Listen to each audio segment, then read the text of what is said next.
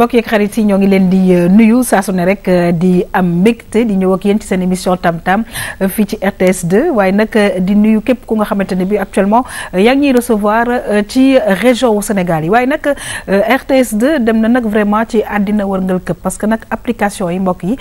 jar naa def ci sa téléphone ndaxte foo mën a nekk ci àddina bi mën nga nu seetaan ci biir loolu ñu ngi nuyu nag waa New York bu baax a baax tonton Jules et toute sa famille di nuyu képp ku nga xamante ne bi safoo nga nu mbokk yi di fàttali encore une fois que ñu ngi ci canal 5 bu TNT bi ñu ñoo ak yéen nag ci émission wu tey bi ñu ne àq ak yelleefu doomu aadama c'est vrai que nag ci biir émission bi macha allah mbokk yi xam naa ne yéen a ngi am yu bëri yu leen di jàng waaye ñu ni tamit en tout cas man mën naa waxal sama bopp maa ngi ciy jàng lu bëri ñu ne tey àq ak yelleefu doomu aadama ànd ci ak suñu xarit Midadi lan la ñu indil refus de paternité loolu la tubaab wax ñu ne xam naa nag su nekkee juum naa maître Ousmane Thiam dana ci ñëwaat maanaam daal góor gu nga xamante ne bi jiñ nañ ko daal moo jur mu ne moom jurul lan la ci yoon wax dinañ ko xool bu baax parce que nag macha allah gis nañ ne bëri na ci dëkk bi te nag defe naa ne ak li fi xew yëpp jar na daal di seet ak di seetaat parce que lu ci ëpp mbokk yi dafa mel ni rëccu ca cëppaandaw nga dafay xaw a am bu ñu jógee ci loolu mbokk yi ñëw ak yéen ci mbirum décoration ànd ci ak suñu xarit Adja Astou Adja nag lan la ñu indilaat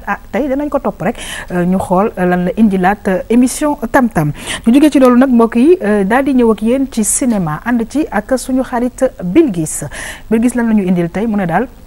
dafa bëgg ñu waxtaanee mbirum régisseur parce que nag c'est vrai que bu ñu waxee 7e art régisseur ba am na ci solo lool liggéeyam exactement lan la dinañ ci ñëw waaye tamit dana ànd ak ñun fële ca Allemagne bu ko defee daal ñu xool daal tamit yan image la ñu fa indil toujours ci rubrique cinéma ñu jeexal saa su ne ak vue sur la toile dañuy am ay invité xam ngeen ko maître Ousmane Thiam di avocat à la cour nekk nag bokk ci association des jeunes avocats moo ngi ci sunu plateau ñu koy recevoir avec beaucoup de plaisir waaye tamit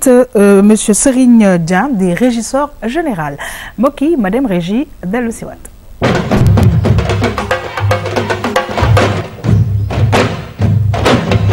waaw saa su ne nag mbokk yi dañuy bëgg di feggoo ak suñu xarit Midadi parce que nag Midadi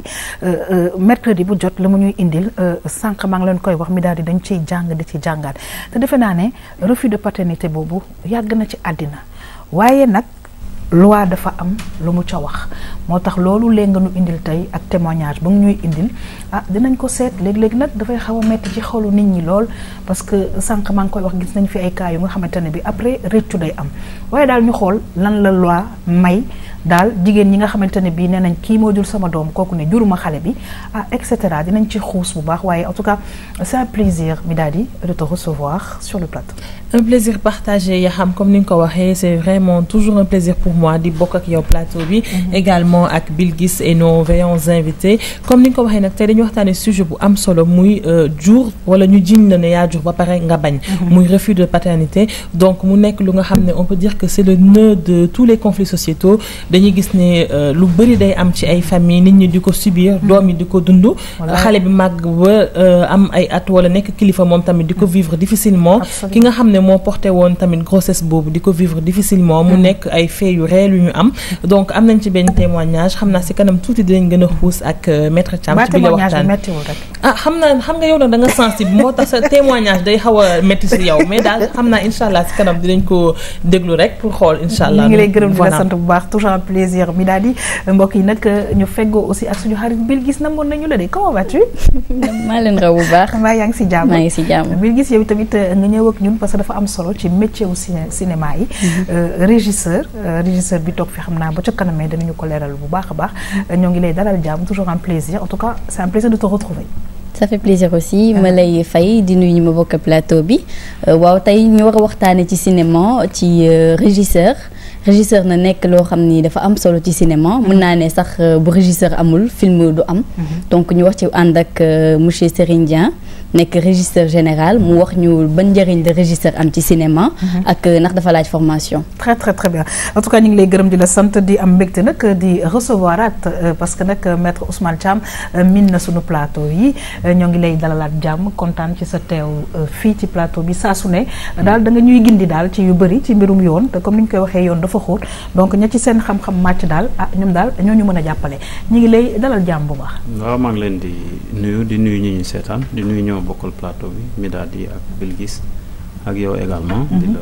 nuyu di nuyu également ki ma mbokkal plateau beneen invité bi. Donc nag c'est toujours un plaisir de revenir et de partager avec les gens. Très pour bien. que ñu xam ni loi daal comme dañ ni ñun ne censé ignorer la loi. moo tax chaque fois ñuy ñëw aussi di mën a leeral ci li ñu ci xam daal. très très bien en tout cas ñu ngi nuyu au passage l'association des jeunes avocats di fàttali nag ne que maître Thiam vraiment yéen a ngi dimbale jigéen ñi bu baax a baax te ku bëgg daal ñëw ci yéen. am ay problème naka lay def. waaw mën na ñëw tribunal parce que siège bi foofu la nekk. bu ñëwee premier étage ordre des avocats bu ñëwee foofu am nañ benn bureau foofu. bu ñëwee danañ ko gis. jël ay problème am xool solution yi ñu ci mën a dépôt yi ñu ci mën a def. bu fekkee dafa sori aussi. mën na woote ci numéro 33 889 90 89.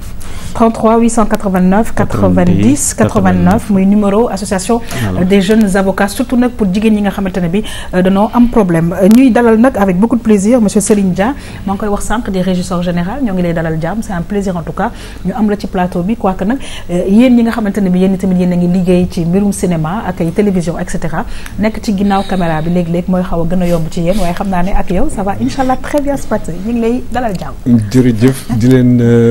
gërëm di leen remercier ci invitation bi en commençant par Bilgis ndax sonn na ci lool man comme ni nga ko waxee voilà mu ngoog ñun toujours ñu ngi ci ginnaaw caméra bi donc lii c'est une première lu diis la ci man waaye ça se passe bien Midar yi qui est ma nièce ñoo dëkk Sicap et tout après combien d'années d'expérience ngay soog a nangu ñëw taxaw ci kanamu télé di expliquer une vingtaine d'années su ma xoolee ni alors je dis bravo à Bilgis c'était pas évident. non du tout ndaxte bu ma xoolee bi may commencé dëgg ci métier bi. 1996 la. jàpp 98. ci laa commencé vraiment nekk ci métier bi. très très bien boobu ba léegi li ëpp ci sama expérience. maa ngi ko tiré ci publicité. parce que média virtuel laa nekkoon. une société de production audiovisuelle. donc man sama expérience li ci ëpp donc ci pub laa ko kii jàng. très bien en tout cas loolu yëpp dinañu ciy ñëwaat ñu ngi lay gërëm di la sant may fàttali ne monsieur Serigne Dia di régisseur faut bien que je le dise régisseur général mbokk yi ñu ñëw ak yéen nag ci àq ak yelleefu doomu aadama ñu ne connaître ses droits ci biir rubrique bi nag sànq maa ngi koy wax refus de paternité maanaam daal am na góor ñu nga xamante ne bi daal bu ñeen jiiñee ne xale bii yow yaay papaam mu dee déedéet d'abord dañuy xool témoignage bi ñëw nag xool lan la ci loi wax ak maître Ousmane Thiam ñu dem dellu si waat.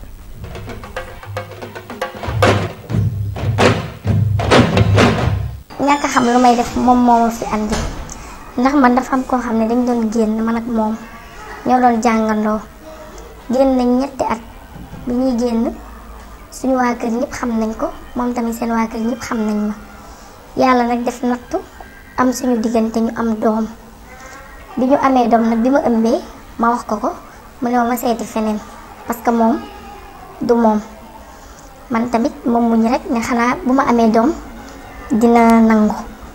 ñëpp dem nañ fa mu ne du moom su ma ko wooyee sax ne ko dama am ordonnance du ma faale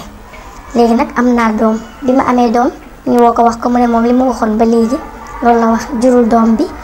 du moom tey du moom ëllëg te man leer na ma ni moom moo jur doom ji man nag ma ne xanaa dëkk bi am na yoon xëy na man am na fu ma mën a jaar parce que doom bi moom xam na ne moo ko jur man xam naa ne moo ko jur waaye dafa bañ ne moom juru ko man nag ma bëgg nit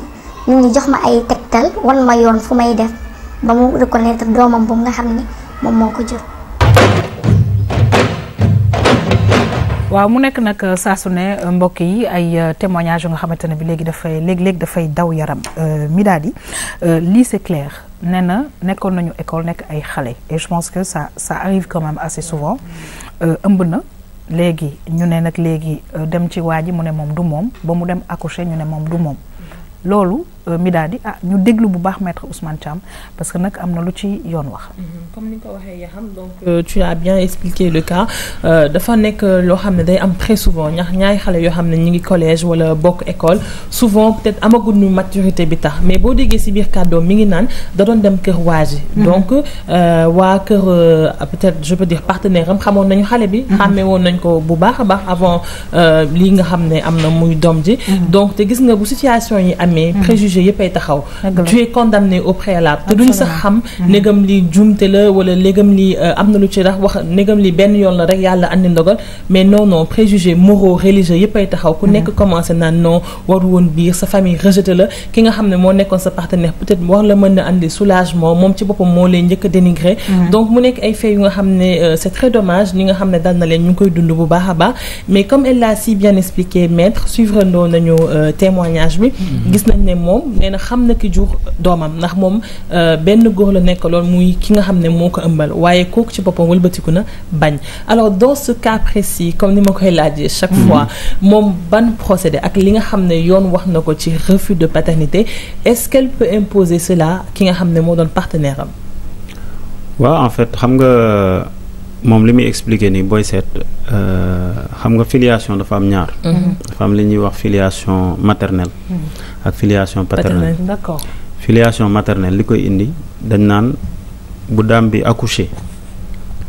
d'abord l'enfant mën nañ ni am na filiation maternelle dañuy considérer yaay kooku ki ko accouché moo ko jur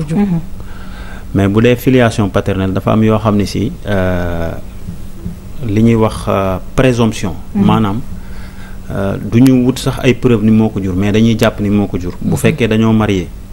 d'accord bu fekkee ñoom ñaar ils sont mariés loi bi daf ni bu fekkee xale bi dafa judd 180 jours au moins après la célébration du mariage wala 300 jours après la dissolution du mariage maanaam diggante biñ marié 180 jours bu xale bi juddoo dañuy considérer ni moo ko jur moom moo ko jur loolu présomption la bu fekkee 300 jours après ñu dissoudre mariage bi maanaam sëyatuñ dañuy considérer aussi xale boobu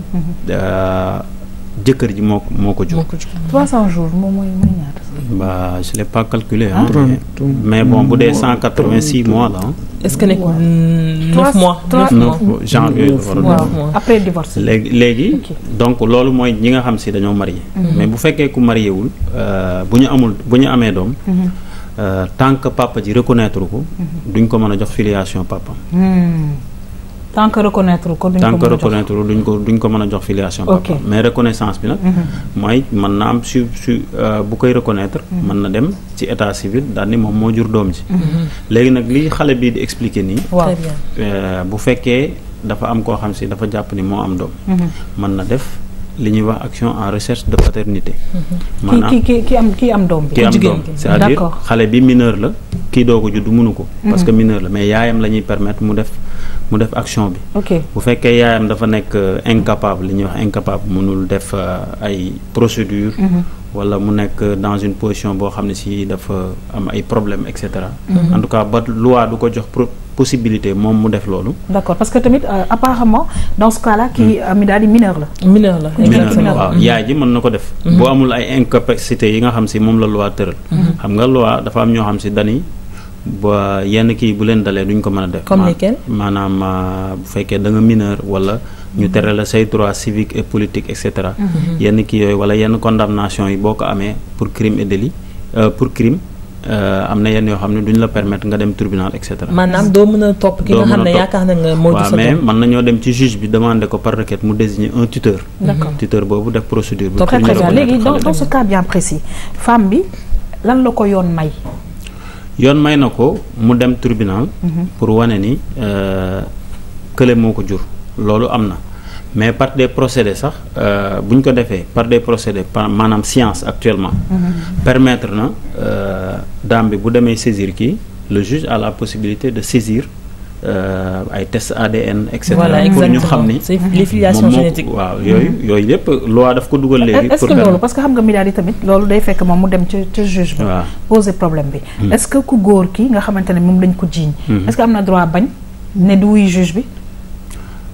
non amul droit bañ ni du wuy juge bi xam nga fii tribunal bu la convoqué boo ñëwul am na yenn procédure yoo xam dañ lay def mandat de mener indi la mais am na yoo xam duñ la obligé nga ñëw mais boo ñëwul du tere la procédure va continuer jusqu'au bout loolu moom du ci am benn incidence l'essentiel mooy ci procédure yi dañ lay yónnee convocation bu fekkee ñëwoo on va considérer que yow yaa bëggul ñëw. mais la procédure va continuer. mais comme tànk yaa ngi koy wax muy filiation génétique yi. donc loolu je pense que ni que tant que juge bi jox la ko. yow waroo mën a am autorisation pour imposer que ki nga xam ne moo jur sa waajur parce que dañuy gis lu bari góor ñi bu ñu bañee paternité bi. dañ naan la nañ def test ADN. pour génn ci sa xel wala nga def leneen est-ce que alors pour ce faire il faut nga am obligatoirement autorisation juge bi pour mën ko def. pour lii di filiation génitale yi pour maanaam mën a def test ADN. waaw xam nga pour nga mën ko def il faut nga dem ci juge bi pour def benn action pour wax ni kii moo jur sama doom. exactement donc xam nga xale bi moom mënu ko def parce que mineur la xale bu ndaw la quoi tant que mi ngi nekk mineur du ko def mais bu fekkee majeur la xale bi bu demee ba majeur. mën na defal boppam procédure. pour wane ni kii mooy papaam. te dafa am yenn li ñuy wax ay commencement de preuve ak yenn comportement yoo xam nit bu ko defee dañuy considérer ni kii moo ko war a jur. parce que bu fekkee ñoom ñaar dañ doon vivre en concubinage. ba xale ba ñu gis ni ñoom ñaar daal ni ñu daan ànde di kii xale judd na ci dañuy jàpp ni moom moo ko war a jur. yooyu ay commencement de preuve la yooyu nga xam ne mën nga ko yóbbu ci juge bi. wan ko ni ko kii normalement moo war a jur sama doom. boo ko yóbboo ci juge bi nag juge bi xam nga loi daf ko may ni buy def. nu mu tuddati buy def ay enquête et cetera pour mën a joxe une décision. loi may na ko mu requérir la science parce que. avis d'expert. loolu juge loi daf ko may ni bu fekkee moom connaissance yi mu am may ko mu am loolu mu recueillir avis benn expert. mu gindi ko ci ba wan ko ni ko nii la war a demee. mu doog a jël décision. très bien donc loolu moo tax kii génétique yi c'est possible ñu demande test ADN. et puis ñu wane ni moom moo ko dinañ ñëwaat ci mbirum droit. waaye damay interpeller rek monsieur Serigne Dia ci mbir moomu la nga xamante ne bii dañ koy faral di gis du Sénégal rek partout dans le monde. refus de paternité nga jur doom bi ba pare ne du yow. et yàlla dafay def le plus souvent nattu day ñëw ba nga xamante ne bii xale bi daf lay dippi. maanaam ku ko gis. ñuroo complètement donc ci mbirum daal waxtaanu société xëy na yow nga am kàddu goo ci sànni parce que daal nekk na ay mbir yu nga xamante ne bii metti na ci ki jur doom bi metti na surtout nag ci xale yi parce que dafay def benn genre complexe d'infériorité parce qu'il faut dire que am na xale yu bëri yu nga xamante ne bii seen extrait de naissance seen tur yaay moo si nekk et bu ñu demee ba mën a lire c'est un très grand problème dañuy xam ne que tu vois sama yaay ok c'est bon mais sama pap foofu kenn dafa bind dara mu nekk lu xaw a metti ci société bi li ma point bi ma gënoon kii sax Midari wax na ko léegi bi mu commencé développer man fi sama attention nekkoon dama jàpp ni xëy na yoon sax maître nga baal ma mais dafa mel ni yoon dafa xaw a jeng ci benn côté ci sama analyse dafa xaw a favoriser ku góor ki plus que ku jigéen ki waaye heureusement ba léegi ay test ADN ñun ñi ñëpp ku ci deful science tamit am nga voilà ay connaissance ci domaine boobu li nga xam ne mooy ADN bi test ADN yi man dama jàpp ni maître yoon daf ko waroon systématiser loo xam ne lu automatique la dañu ne yow la du yow on teste parce que ñu bàyyi la nga tontu lan la ci loi di def waaw en fait xam nga li tax loolu buñ koy li ngay war ci systématisation boobu mais xam nga juge bi boo ñëwul wax ko sa problème du la ko mën a fajal waaw dama ni bu yeggee ci moom laa wax bu egsee ci yoon rek xam nga loolu dafa gaaw maanaam nekk fii di traîner deux kii yi deux parties procès en procès ba finalement ñu yegg ci wala boog de séance en séance ba ñu yegg ci loolu am na lu ko gën a gaaw te def naa ni yéen dégg naa seen beneen mbébét mooy magistrat yi en général dégg naa ñi wax ne lii tax kii xëy na sax nekkul ci sujet bi mais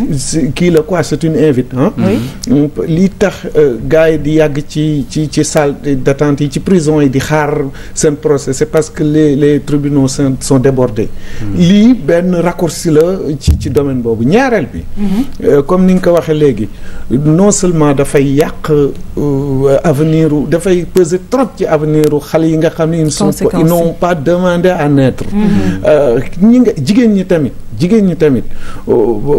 man dama jàpp ne man sax ku fiir laa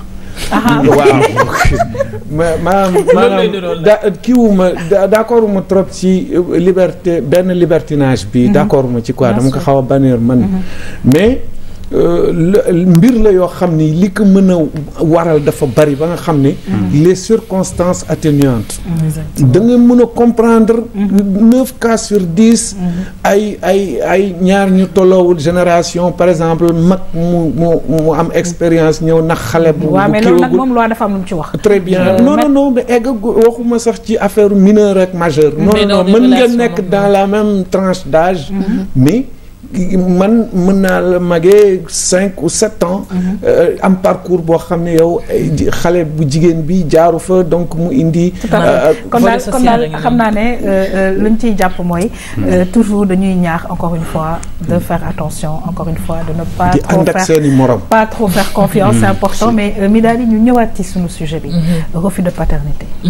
effectivement yi xam gis nga moo tax toujours je tiens à préciser que sujet bu ñu fi andi rek dafa am volet social mais dañu xam ne bu weesoo suñu xalaatu bopp ak gis-gis bi ci askan wi am dafa am solo yoon tamit mën tegtal ki nga xam ne moom moo nekk ci jafe-jafe parce que mi ngi koy wax sànq société bi moom da ngay gis ñoo xam ne ils sont toujours aux aguets pour rappeler la say défauts pour rappeler la say erreurs nga xam ne yow waajur di nga dund peut-être 30 ans ak ton enfant xëy bis ñu ko koy xasee mais lu xas ba am na ba pare ndogal la donc dans ce cas là li ñuy mën def rek mooy di dimbale ñi nga xam ne ñoo nekk ci situation yooyu ndax ñu gën ci mën a génn parce que dañuy nekk nag franchement il faut le dire ci ñu koy waxatee sax ay gudd yoo xam ne bët setagul voilà donc maître léegi man li ma bëgg a xam mooy ki nga xam ne mooy ku góor ki bu nangoo ne moom moo jur xale bi mais sëyul ak yaayam nekkuñu ci ménage alors léegi moom lan mooy devoir am envers l'enfant est-ce qu'il doit se comporter comme un père bi nga xam ne dafa jur doomam ci biir kër maanaam charge financière yeeg yëpp est-ce que daf ko wax comme ku nekk ak doomam ci biir kër oui bien sûr xam nga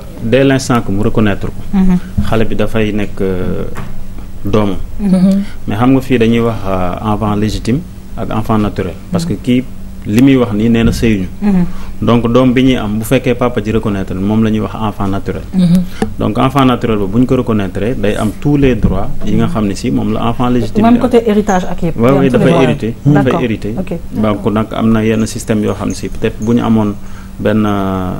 émission ci ay héritage ak danañ ci ñëw mais dafay hériter dès l'instant que mu reconnaître ko day am tous les droits attachés à bi nga xam ne si enfant légitime da ko war a dundal moom moo ko war a toppatoo bu feebaree moo ko war a faj bu waree dugg école moo ko war a scolariser et puis également pension alimentaire moo ko war a dundal léegi on va terminer parce que nee nañ ma ko jeex na léegi bu amee benn cas bu nga xamante ni par exemple dem nañ ba tribunal ndaw si nee na kii yow yaa jur sama doom mu ne ko man juruma ko bon ñu def test ADN est-ce que si ça il s'avère que en effet waa ji jurul xale bi est-ce que waa ji de l'autre côté est-ce que moom mun na poursuivre ndaw si bon xam nga fii en droit dañ naan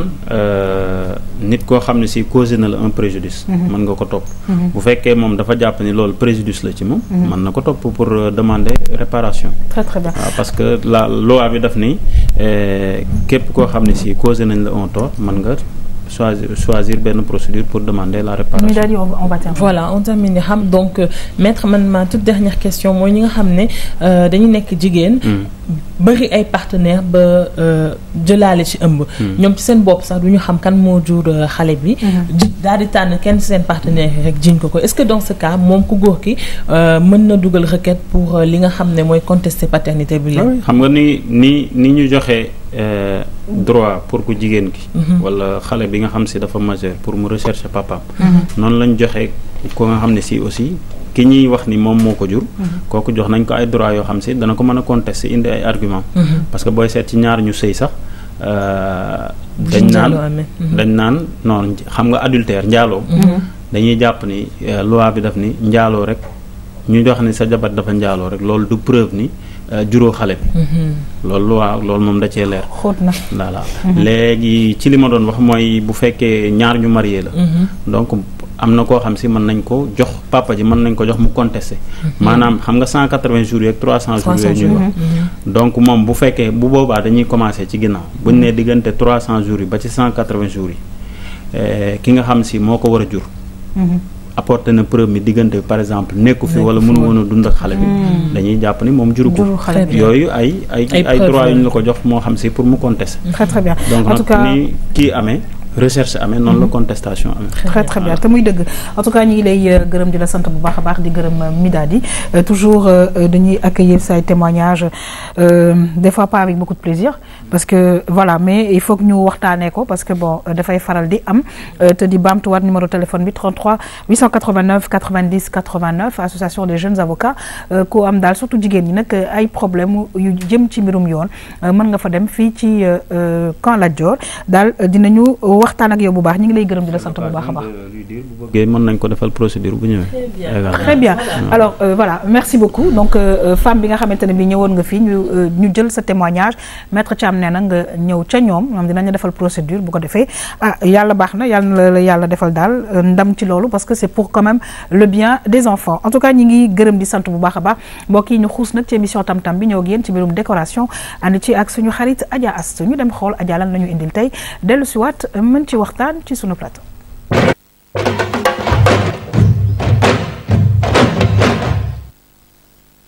salaamaaleykum mbokki téléspectateurs yi salaamaaleykum yaa xam maa ngi lay nuyu bu baax a baax di nuyu gan yi nekk ci plateau bi tey nag seen rubrique déco ñëwaat na fële feneen mi ngi nii xàmmee ngeen ko muy Anta. salaamaaleykum yaa xam tey ci dinañ waxaat ci décoration d'intérieur donc ça va être sur des meubles rustiques. waaw que c'est beau. dugg nañ déjà jàkkaarloo nañu armoire boo xamante ne franchement c'est magnifique. armoire bi xaw ma dañ ko peinture xaw ma dañ ko laqué xaw ma dañ ko taillé xaw ma nu mu fa demee noonu est-ce que tu peux nous expliquer un peu armoire bii nii. en fait armoire bi. normalement déjà à la base. bois massif la. dañ koo liggéey boo ko xoolee bu baax. sculpture la. donc dañuy ñëw ci art. boo demee ba jugee non seulement c'est du rustique mais dañoo dugg ci art. génn beneen gamme. et ici en fait boo ko gisee nii. du peinture en tant que telle. bon en général dañ koy wooyee patine. dafay nekk ni donc dafa mel ni da nga koo peinture waaye peinture ko da nga ko négliger peinture bu négliger waaye liggéey la. da nga koo war a man en général gu la am na ñoo xamante ni dañoo bëgg. luy matière première matériaux premiers yoo xamante ni ay bois la. ay yoo xamante ni yu dëgër la. am na ñu ko bëgg mais rustique as de nos jours mën nga koo boole ak moderne bi. yow yaa koy panaché ba nga xam ne. dafay da ngay mën a boole ndoo ñaar yépp mu joxe leneen. ñu gis lal bi tamit Anta est-ce que mën nga ñu wax tuuti ci lal bi ak léeg-léeg xaw ma tabouret la xaw ma table de chevet la. table de chevet la. mais table de chevet boo xamante ni c'est maniable. kon mën nga koo utiliser comme tabouret. comme mën nga ko utiliser comme guéridon au salon. en fait mooy genre yoo xamante ni ñoom amuñu place. foo ko sentir rek. teg ko fa. c'est typiquement de chez nous. En plus là mi ngi laal un peu de l'Afrique.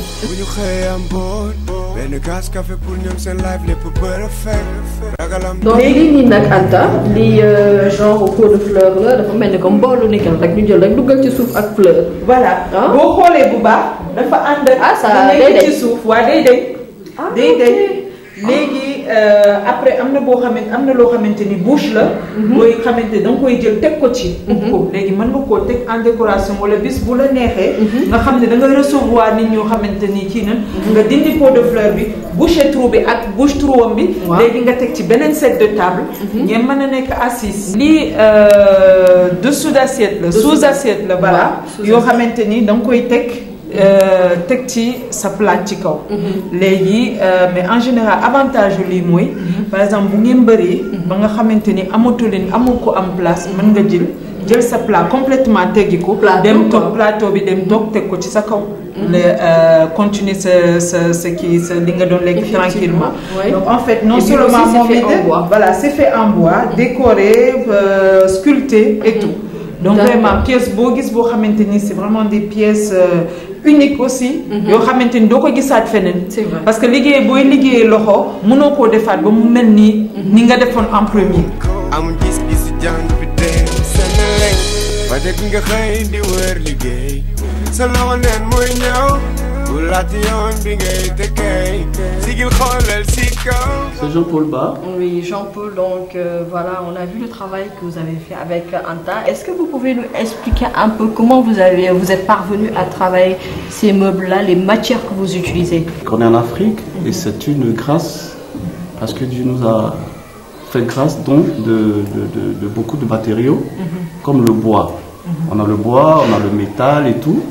Mais moi, j'ai choisi le bois. C'est une matière noble qui vit, qui a déjà une vie, et après, à la fin de sa vie, du bois, on le prend pour qu'il soit utile en fabriquant maintenant du mobilier. Et puis, ce n'est pas tous les types de bois qu'il faut travailler. Il y a le bois qui ont des bonnes textures. Voilà, le bois qui est très très bon, qui dure quel que soit le temps. Aujourd'hui,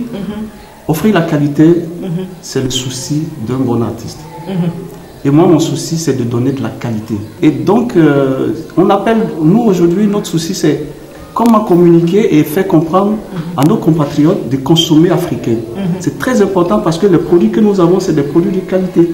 Parce que le bois, c'est ce qui nous appartient. Nous avons des forêts chez nous.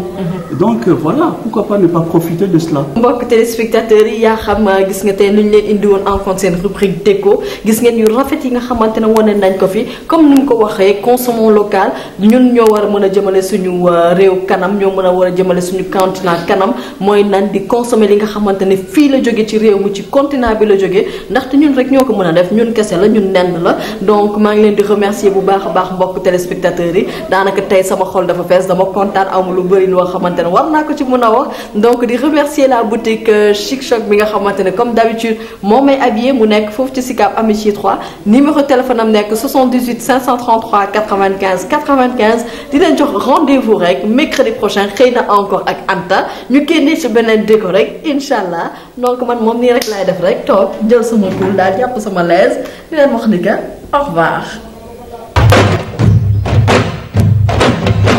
Adja ñoo ngi lay remercier comme d'habitude en tout cas comme ni ngeen ko xamee defe naa ne fu nekk la ñuy dugal pour daal indi ñu ay décoration yu am solo mais en tout cas la ma ca jàpp te defe naa ne loolu la ñuy wëyal saa su ne si suñu biir ay émission mooy nañu consommer sénégalais label 221 mi daal di gis nga la mu ñu won vraiment armoire yi et tout ça côté rustique bi muy wax nga xamante ne bi dafay mel na parewul en tout cas c'est un choix mi ngi wax mbirum bois yi te même assiette yi nga xamante ne bi mi ngi koy wax sànq sous assiette yi yëpp en bois la et donc defe naa ne de plus en plus en tout cas au Sénégal ñi ngi dellu si waat ci matériaux yi nga xamante ne bi am na fi ñoo ko moom voilà et puis ñun déjà comme dañu sonn si jënd bi ak yóbbante bi xaar conteneur et tout suñu amee yu nga xam ne ñu ngi mel ni plutôt nekk fii ci Sénégal ba pare ñu koy utiliser ak suñu matière yi nga xam ne moom lañ fi am gis nga ne bois bi ñu ngi koy comment dirais-je lawbe yi nga xam ne par exemple ñu ngi côté bopp ñu ngi ci liggéey ñoom tamit lu rafet ay sous assiette yu mel nii ak ay calebasse ak yeneen forme yu rafet lañ ci def te li si gën a intéressant ma koy wax tout le temps mooy c'est à des coûts plutôt bénéfiques maanaam li ngay génne pour am ko du nekk loo xam ne day cher te ba tey di nga garder le plus important muy originalité bi non seulement originalité bi monsieur Dieng waaye tamit dëgëraay bi waaw et c'est extrêmement important parce que tey jëlal armoire bu nga xamante ne bi yaa ngi ko jëlee bitim réew jël armoire bu nga xamante ne bi bois bi xëy na Casamance lañ ko jëlee mais buñ la ko defaree nañ ko war a defaree nag parce que nag il faut aussi que ñu xam ne que finition dafa am solo ci liggéey buñ ko defaree nañ ko war a defaree mais je vous assure que armoire bi xëy na da nga ko utiliser ba mujjee ko maye et defe naa ne loolu lañ ci jublu waaw mooy sama gis-gis tamit bois bi am fii ci Sénégal maa ngi dégg ay trafic de bois et tout ça parce que bois bi moo baax li nga xam ne chinois yi lu ne la ñuy daj pour jot ci te buñ ko jotee buñ ko liggéeyee ba pare xëy na ay kol ak n'importe quoi ba finalement da ngay waaru man c'est le côté rustique côté artisanal, rustique. Voilà. Les formes ne sont pas parfaites et tout ça. Exactement. Donne encore de la valeur parce que c'est manuel. Signature bobu, moi valoriser davantage œuvre. Tout à fait. Consommons local. Absolument. Maître Thiam, gis nga li ñu Adja won te boobu ba léegi surtout nag moom ci li nga xamante ne ñu ngi koy indil ci décoration boobu ba léegi ñu ngi koy wone te ñu gis ne que ak li ñu moom mën ngaa décorer sa kër ba mu rafet te doo ko jéggaani ñi fi nekk am ci seen liggéey ñu daal jëfandikoo lu ñu moom parce que yaakaar naa ne toll nañ ci stade wu àddina bu nga xamante ne bi comme ñun dañuy dàq rek fu ñu dem ñu toog rek suñu dëkk rek jéem a bay lekk jéem a liggéey jëriñoo rek non mooy yoon sax xam nga dañ naan nit da ngay xam sa bopp balaa ñu la koy wax ça c'est la meilleure preuve que nit ki bu gëmee boppam rek mën na avancer quoi et puis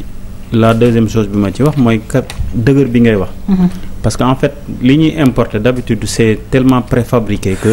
parfois da nga koy jënd 6 mois 7 mois nga gis ko muy bouger wala mu changer position truc forme bi yàqu mais li nga xam dañ ko sculpter c'est tellement dur que ça peut durer d'une trentaine d'années 40 d'ailleurs sunu maam yi yu mel noonu la ñu yoroon da ngay gis ba léegi da ngay gis benn armoire boo xam ne dañ naan la sa maam moo ko amoon moom moo ko indi woon ba léegi mais day wane ni kii bi bois bi moom moo baax et que le caractère manuel bi ñuy liggéey c'est important dans le absolument Bilguis un mot par rapport ak Adja Astou lu mu ñuy indil daal suñu kër yi léegi daal nañ ko fas yéene en tout cas décorer ak li nga xamante ne bi fii lañ ko defaree. waaw yaa xam defe naa ni wax ngeen lépp comme ni ko Serigne Dieng waxee rek consommons local yu mel ni day jëmale suñu réew ci kanam non seulement rafet na dëgër na mais danga koy xool nga xam ni lii vraiment c'est ñun ñoo ko moom daal. très très bien mais juste une parenthèse nag bois bi dañ koy faral di wax nañ koy daggee anam yañ ko war a daggee yaakaar naa ne ku rapproché wu ak waa Eaux et Forêts dinañ la gindi parce que aussi am na benn trafic bu nga xamante ne soppuñu ko ci mbirum bois bi tout simplement pour daal suñu dëkk ñu mun ko daal voilà préserver exactement et c'est extrêmement important en tout cas ñu ngi gërëm bu baax encore une fois Adja Astou ci la mu ñuy indil mbokk yi ñu xuus nag ñëw ak yéen ci mbirum cinéma ànd ci ak suñu xarit Bilguis tey maa ngi koy wax ca njëlbeenu émission bi mbirum régisseur la ñuy waxtaane Bilguis tey waaye tamit am nga yeneen image yu nga xamante ne bi xam nga nag dañuy dugg ci image yi léegi wala dañuy waxtaan ak monsieur Serigne Dieng ba noppi. waaw yaa xam tey nag ñu war a waxtaane ci régisseur général régisseur nag comme ni nga ma ko waxee woon sànq moo nekk liggéey boo xam ne dafa am solo trop ci cinéma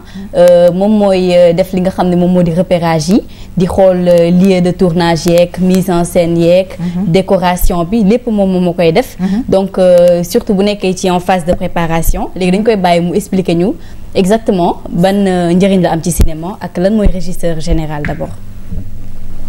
waaw donc ñun suñu liggéey mën naa ne bu projet bi juddoo rek mooy projet audiovisuel en général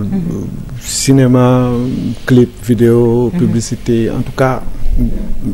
kii documentaire et tout bu juddoo rek généralement su producteur bi pare ak choisir directeur de production en général ñun ñooy njëkk dugg ñun ñooy njëkk dugg ci kii bi ci sujet bi ba tax na donc bu ñuy dugg si dañu war a lire scénario bi comprendre ko. waaw comme par exemple voilà film bi xale bu réer bi par exemple waaw voilà lu mel ni comme par exemple film bi bu xoolee gis nga yi espace yi ngay gis nii ñu fiy tourner donc espace yi nga xam ni ci la ñuy tourner nii mooy li ñuy wax les décors lii recherche décors yi mooy première mission bi réalisateur bi di demander régie. D'accord. bu nu amee décors yi ba pare ñuy jublu ci appuyer donc les autres postes lu mel ni direction de casting bi bu ñu jógee ci loolu aussi il y a la technique lu demee ni waa opération li ñuy wax les kii image et son la machinerie électro et bon choix aussi des kii maquillage costume et tout ça loolu yëpp ñun dañ ci ñëw en appui waaw bu fekkee ne dafa am projet bi dafa laaj par exemple appui extérieur généralement bu fekkee ne c'est un gros projet dañuy faral di indi ay technicien extérieur donc ñooñu yow da nga war a dugg en contact ak ñoom bien avant ñuy ñëw nga xam seen programme kañ la ñuy ñëw bu ñu ñëwee yow yaa leen di loger hôtel donc seen logistique bi leen di déplacer de l'aéroport à l'hôtel nga xam seen heure d'arrivée yi heure bu ñu mënee ñëw dañ la fa war a fekk bu ñu ñëwee généralement si c'est de gros projets en général caméraman yeeg les électros ak yooyu dañuy ñëw ak une bonne partie de leur matériel yow war nga anticiper ci seen liggéey dem toppatoo ji li ñuy wax carnet ATA taxaw oui allez-y voilà nga taxaw ci aéroport yi négocier pour dugg au plus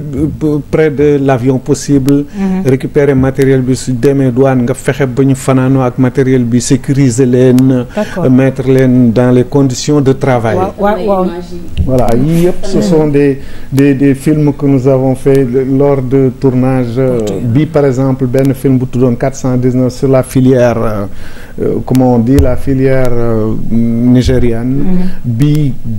benn film bu ñu doon def c'est la vie il faisait froid ba pare bari ngelaw ak yooyu bon yii yëpp ce sont des techniciens des techniciens donc de production yii ay négociations la woon à l'hôtel pendant donc ay images illustration yoo xam ne des scènes qui se sont passées pendant ay tournage la woon. Très bien alors laata ñu ciy ñëwaat maître Thiam très rapidement sànq maa ngi koy wax émission bi dañ ciy jàng lu bëri kon nag gis nga importance bi nga xamante ne bi régisseur am na ko parce que déjà décor yi lay commencé mbirum machine yeeg ñi nga xamante ne bi daal dañu fay liggéey daal moom daf ciy jàpp bu baax a baax. man maa ngi koy doog a xam ne en vérité dama ko daan gis ci bu film jeexee wala dara ñu bind régisseur tel je me disais que c'est en quoi consiste son travail lan la war a doon quoi mais nii mi ngi may expliquer maa ngi ciy jàpp ni c'est comme un chef de protocole quoi day commencer du début dem ba ci à la fin comme président buy génn protocole bi mooy gérer commencement bi ba fin bi te ci lépp la ñuy dugg noonu effectivement il a bien résumé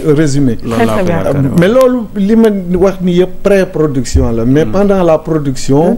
aussi pendant la production c'est-à-dire pendant la phase de tournage yow yaa war a livrer décor yi d'accord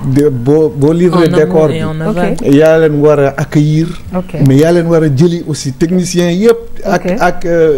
comédiens yi yow yaa leen di jëli d'accord donc il y a des régisseurs mettre leen à l'aise et cetera indi leen installer leen décor costumières yi ak les maquilleuses et tout ça war nga préparer seen espace li ñuy wax HMC habillage maquillage coiffure nga loger leen bu ñu mettre leen dans les conditions de travail heures yi ñu war a liggéey yi ñu war a lekk avant donc alors li nga may expliquer yëpp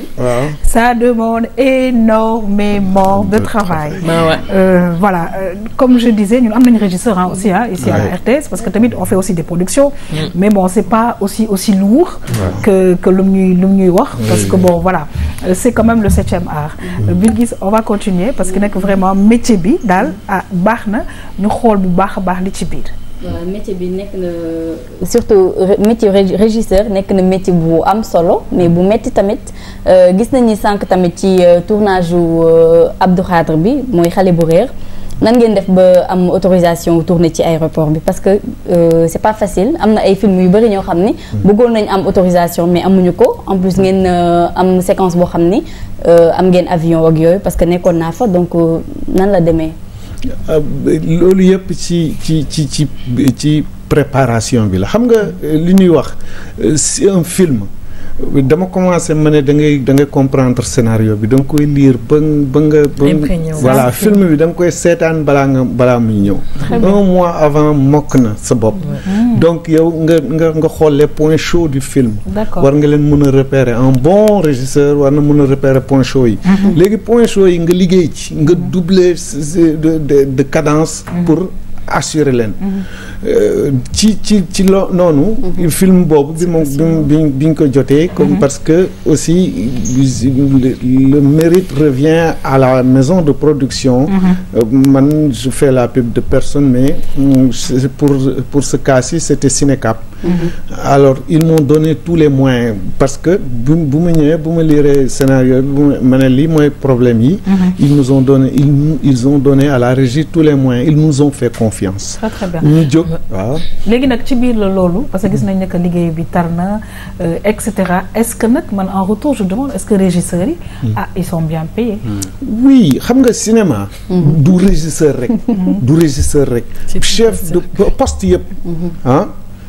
tous les chefs de poste sont bien traités bon relativement dañu am kii ñun dañu am on est grille salariale dañu am benn structure boo xam ne dirigée par IDJAZ qui s'appelle la direction de la cinématographie qui coordonne tout. D'accord. Alors il y a des textes, il y a toujours des trucs à naturellement projet bu ñëw ak dooleem waxuma ne dafa on est comme qui toujours bien traité machin mais da ngay adapter tamit les salaires. parce que dañuy faral di recevoir ñu nekk ci cinéma ñu ne loo wax rek ñu ne xaalis amul. waaw ça c'est légitime man xam naa bu ma waxee dañuy ne man maa ngi nekk ci côté production parce que ci buñ doon diviser cinéma bi régie mu ngi production te production puisque moom mooy diriger mooy commander donc bon toute proportion gardée waxuma ne ñun ñooy commander cinéma bi dama ni position bi nu nekk dafa mel ni moom mooy position bi invité d'où donc su ma waxee jëmale régie jëmale production ñu ne oui il est de l'autre côté moo tax il n'appuie pas les techniciens mais je suis technicien. Tu avais une question? Oui, en fait, parce que je retiens finalement que les régisseurs donc c'est non seulement le passionnant mais également da nga war a am tamit carnet d'adresse bien fouillé parce que li ngay wax ni que yow yaa koy établir contact yi démarche ngay def yooyu c'est-à-dire que ni que lu rëy war na nekk sa ginnaaw mais li ma bëgg xam au-delà de la passion est-ce que lii loo xam ne da ngeen ko jàng la wala par exemple lu nga xam ne la plupart dañ koy exercer juste comme ça? Non, man dans mon cas expérience j'ai appris par j'ai marché dama dox gis nga j'ai commencé par servir du café dans les plateaux. D'accord. Servir du café aujourd'hui je non seulement j'ai fait direction de production pour des films dont Bill Guis par exemple et qui est témoin mais j'ai même produit des films. C'est-à-dire donc kii bi yëpp maîtriser naa ko léegi. voilà film yooyu nga jot a def ci film yooyu nga jot a def est-ce que am nga benn film boo xam ne marqué na la trop et que vraiment amul nga ci difficulté? waaw su ma yeboo ne film bu nekk ak ay problème am. film bu nekk dafa histoire la. ci waaw c'est extraordinaire parce que la dame qu'on avait reçue la dernière fois. Elle nous a raconté voilà elle nous a dit la même chose. Mati Ndiaye waaw c'est-à-dire que je ne sais pas qu'est-ce qui se passe. en tout cas ñi nga xam ne ñi ngi liggéey ci cinéma bi. ils sont très prudents. soo waxee ñu ne la oui. film bu nekk ak histoire. absolument film bu nekk ak la ma ca sentir. waaw donc mënuñu tirer voilà. gis nga bu dee coono physique.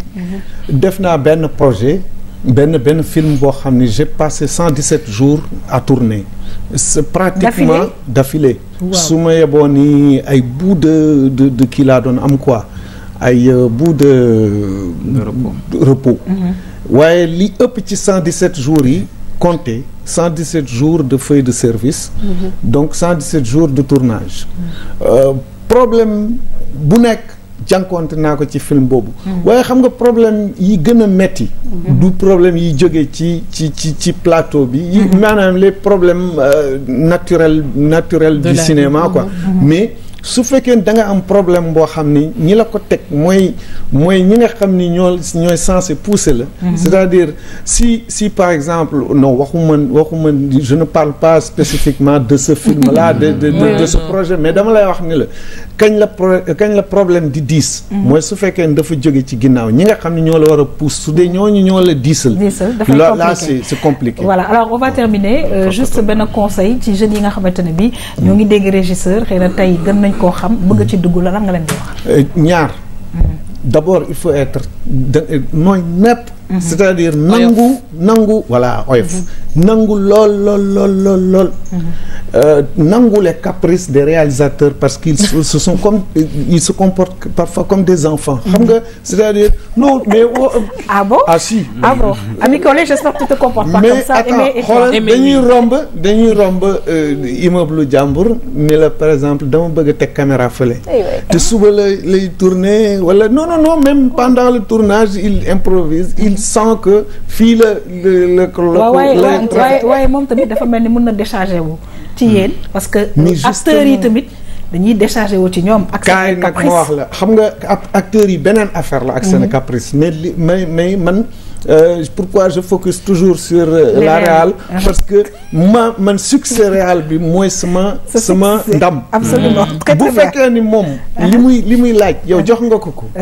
bon caprice yi c'est pendant les heures de tournage quoi. su fekkee jox nga ko li muy laaj. moom il a par exemple 8 heures de prévu tey jii.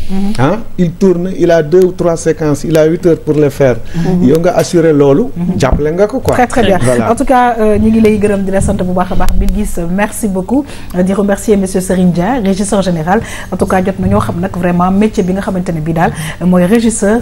naka la tëddee en tout cas ñu ngi koy remercier bu baax a baax ci loolu lépp mu mel ni nag Bilguis xam naa ne daawul faral di jouer cinéma nag waaye léegi-léegi ñu mu am ay apparition yu ndaw muy Jo Wakam mbokk yi gis nañ nag ne que vraiment dafa génn àddina fii nag ma doon këram j'ai eu l'honneur en tout cas ci benn biennale tourné fii ay émission ak Oumy Ndour Jo Wakam vraiment génn na àddina ñu gis ko un grand artiste j'allais dire parce que vraiment Sénégal yëpp xam nañ ko bëgg culture am Sénégalais yëpp xam nañ ne que àddina lay wax sax ne que na mu defoon ku musaan dëgg nag ci kuuram li nga xam ne c'est un réel artiste daal di ko jaale Sénégal di ko massawu ñëpp parce que nag vraiment ku bëgg Sénégal la ku bëgg dëkk bi la ku ñu bëri xam naa ne ñu demul ci biir kuuram boobu tamit gis nañ ko ci télévision yi te nag mu nekk ku yaatu parce que ñun bu ñu mësaan dem foofu pour tourner ak Oumy Ndour maa ngi nuyu Oumy Ndour d'ailleurs je veux dire il nous ouvrait ses portes et vraiment comprendre démarche culturelle bu fu waay mën a ne en tout cas ñoo ngi koy jaaree Sénégal yëpp aussi de la part de toute l'équipe de la RTS2 de tout le groupe RTS ñi ngi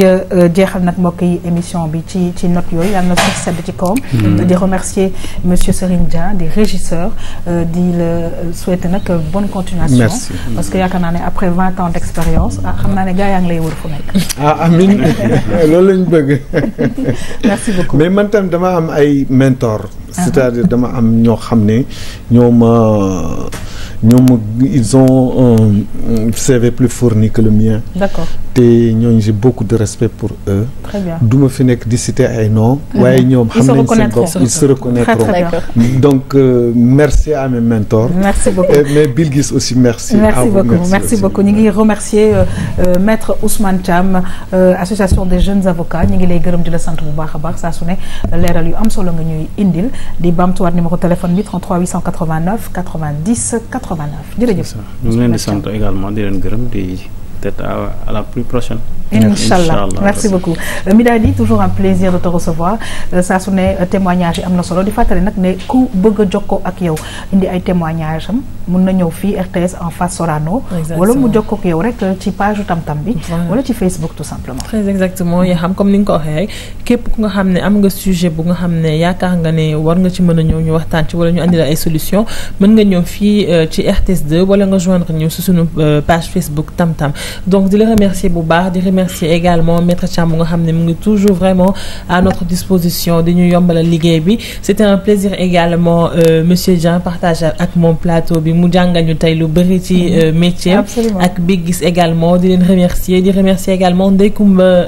onglerie des VIP nekk Liberté 4 téléphone am nekk ci 77 397 82 82. ñu ngi lay gërëm di la sant Bilguis toujours un plaisir de te recevoir merci beaucoup kon nag xam naa ne beneen métier wala yeneen réalisateur ci plateau Tam-Tam. yaa xam maa ngi lay remercier di remercier ñi ma bokk plateau bi Serigne Dieng di wax aussi Abdou Khadre bonne continuation ci filmam boobu xale bu réer parce que récemment am na ay prix ay raaya yu bëri foofu ci benn festival bi am Italie bu amoon Italie di ko wax bonne continuation di leen wax tamit ba mercredi inchallah man ngeen ci cinéma. Premier prix premier prix il a eu le premier festival film d'enfants de Milan. Très bien ñu ngi lay gërëm di la sant bu baax a baax mbokk yi maa ngi gërëm Mariama Magasuba xam ngeen ne nag ñoo ngi ci tàngaay bi moom nag mu ñëw daal di ñu yombalal daal vraiment suñu wax si yeeg yooyu donc ñëw daal ci patch bu mu koy def ba nga xamante ne bi daal tàngaay bi duñ ko mën a sentir bu baax a baax Mariama Magasuba di fàttali numéro téléphone am 77 634 44 11 ma nga nekk fële ca Padois Builders numéro H56 mbokk yi ma leen di jox nag rendez-vous inchallah très bientôt sur cette même chaîne bonne suite des programmes sur la RTS2 au revoir.